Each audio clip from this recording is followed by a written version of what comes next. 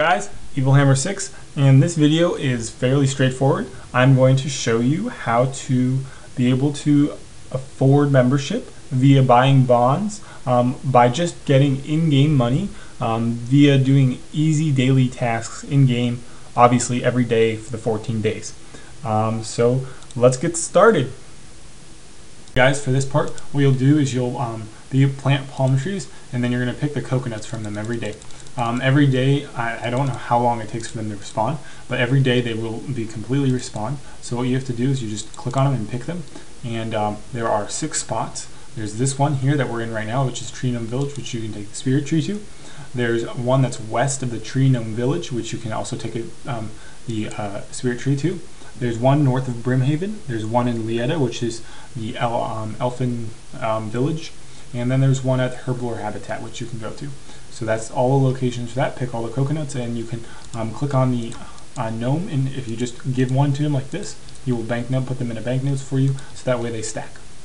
Next part, what you're going to want to do is you're going to want to, in every tree patch, you're going to want to plant a willow tree, and the tree patches, there are 1, 2, 3, 5 of them. The first one is in Lumbridge. You just run to it. The next one is in Varrock Castle, which you can use the Great Exchange Varrock teleport or whatever you'd like to. The next one is in Falador, and you can just do a home teleport and run into the garden and get it. The next one's in Talvery, which you can obviously just home teleport to Talvery and go right there. And then the last one's in Tree Gnomes, the Gnome Stronghold, so you can do that along with the fruit tree.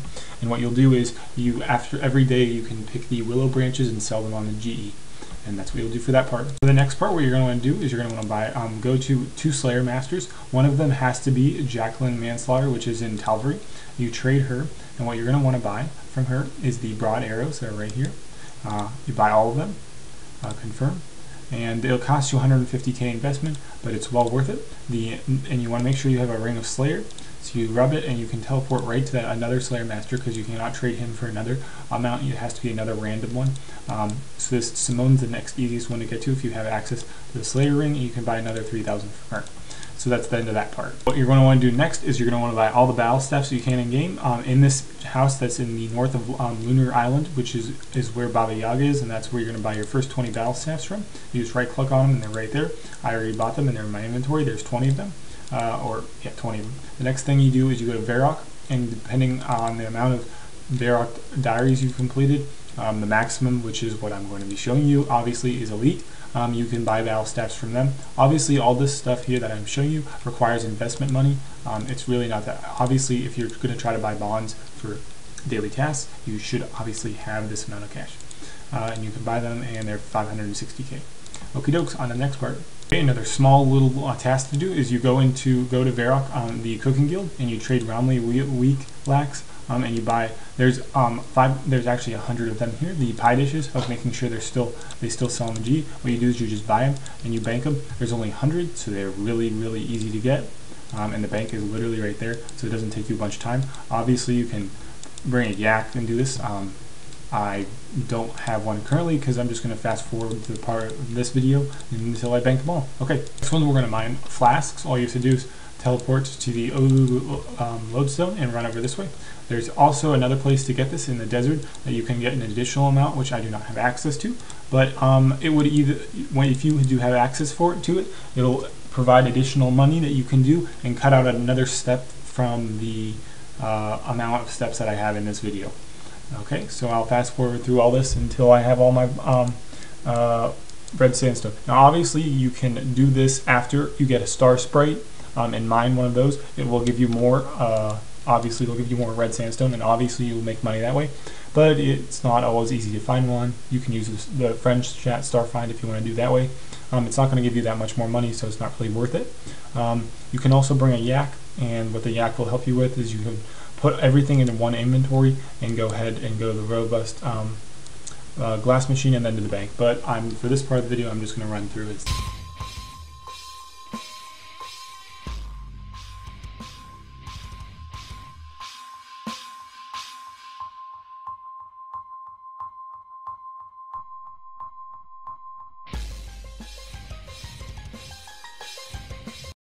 Do also note, guys, that I did do this with a rune pickaxe, so if you have a dragon pickaxe, this will obviously go quicker. On to the next part. Next thing you guys are going to want to do is teleport to El Cadrid, and you want to make sure you have a cactus planted here. And if after you've completed the desert tests, you can just pick the spines off the cactus and you'll get double spines. So you'll get 6 spines altogether from this cactus. And once again, you can just right click on the tool icon and it'll note them. From here, what you'll want to do is run south to the carpet merchant. Along with another task, he will give you a random bag of items, and it's roughly worth about 5k. And then after we do that, we will also have somewhere else to run. That way it's all in one little run and you guys don't have to worry about a bunch of teleports. It's easier that way when I do it. So as we come in here, what we'll do is we'll just pass the shanty pass, and we will talk to the rug merchant. And all you have to do is talk to him and they'll give you the options to get it. Go there, and you'll say, no, but I'd like to see what's in Lost and Found. And he'll give you a backpack worth about 5k worth of items. And today I got one black dragon hide, which is about 4k, I believe. Yep, 4k. So that's worth it because it's on the way to the rewards that you get from doing the tasks. Now you get a different amount of cactus from the strange old man by the Calphite lair, depending on the amount of desert tasks you did. I've only did 3. I only did, as you can see here, the third ones. So he only gives me 30, but if you did 4, you get 40. Okay guys, the next thing what you'll want to do is when you're at Catherby, usually when I do the farming plot, I also get my seaweed every day. So you just talk to him and he will give you seaweed, 80 of them. So you just hit 80 and he'll give them to you and you get them in your inventory. And then I run north west here. If you did the Sears tasks, you can also get an amount of flax from Jeffrey, that's right over here, and all you have to do is talk to him and he'll give you your flax for the day. You don't have to be wearing the headband or anything. And we talk to him and we get the flax, and there's the flax. What you want to do is home teleport to you now, and it'll bring you right over there, and you can come here and get your daily sand from Bert, and I get the maximum amount, which is 120. Okay, on to the next thing. For the next part, you want to get your Wicked Hood. If you have all the parts of the Wicked set, you will get a lot of essence from it, more than you will by just having the Wicked Hood. You will want to teleport to the place that has the best runes that the GE has price-wise. Right now, that's the Law rune altar, so you can automatically teleport there with the thing. You don't have to worry about it.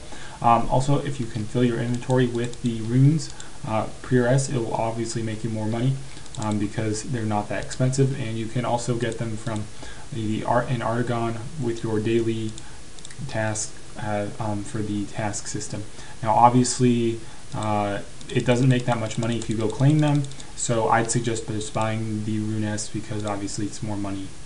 It is more cost effective that way than teleporting there and running to get your essence every day. It wastes too much time in my opinion. Also, from this hood, what you'll see me do is there's on the second part option down, it says runes. What I do with that is I will grab the runes out of there.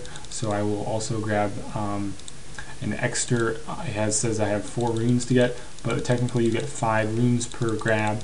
So there's 20 extra runes in there from that. And these will all sell on the GE. What you have to do is just like with everything on the GE, don't just sell it at minimum price. Sell it for a little bit, either a little bit under, like 5 coin or something, or the next best option is just to wait. Honestly, if you aren't going to get back on for a while and you store a bunch of them up, because you've seen them been rising, you kind of have to watch the market as well with this because it tends to vary upon what the market's doing. But currently it's effective to just sell them and they'll sell right away. Okay, on to the next thing. Next part, you're going to want to grab your Ring of Slaying and a Morchel Mushroom Seed and teleport to the Mauritania Slayer Tower. And what you'll want to do from here is run south to the Morchel Mushroom Patch, which is right here. It's also near a, what are they called? The fairy rings, but I just find it easier to grab my Ring of Slayer and come right there and just run down. Obviously I don't have one planted, but you'd obviously have one planted. I don't know why I don't. And you pick it and you get mushrooms each day, and they're pretty expensive on the G, so they sell for a nice profit. As you can see in the background, I am price checking all the items I have. Now, obviously, we did spend some money in order to get these, and that would be with the battle staffs and the broad arrows. The broad arrows we bought for 300k each, well, 300k total, and then the battle staffs we bought for 700k total. So take 1 mil off the total price check. So we made 549k for that whole amount. I'm not including the little bit of pure essence I used, or the tree seeds you have to plant to begin with. And I'm not including the Morchella mushroom seed, because Morchella mushroom seed is like 800k, and these, once you plant them, they're good forever. So if you have them, and willow trees are very cheap, so you can get those very easily. The rest of this stuff is all pro bono except for the pie dishes. Pie dishes we paid like what, 10 coin for. So if you're going to consider what, 1k, 100 coin, yeah, 1k, then okay, whatever, take a few coin off. But nonetheless, bonds are selling between 6. They went down to 6 mil at the lowest, and since they've been out, they've been up to about 7 mil. They go back and forth between that currently, and the GE price, I've bought about 5 or 6 of them, and that's about what I've bought them for.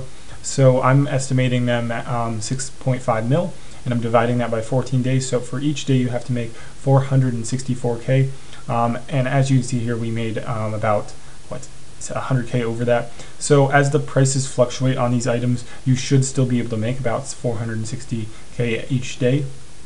I'm just doing these simple tasks that take about 20 to 30 minutes. Now obviously some people don't have access to everything that I have shown here, or don't have access to a lot of it. You can still do parts of it and then make the rest of the money up doing something else in game. That's very easy, like Slayer or I don't know, wood cutting. But this is the quickest way and easiest way to go get it in the shortest amount of time. And I hope you guys enjoyed. Like the video, subscribe. I post videos mostly about bossing stuff, but a lot of different stuff. So see you guys later. Bye.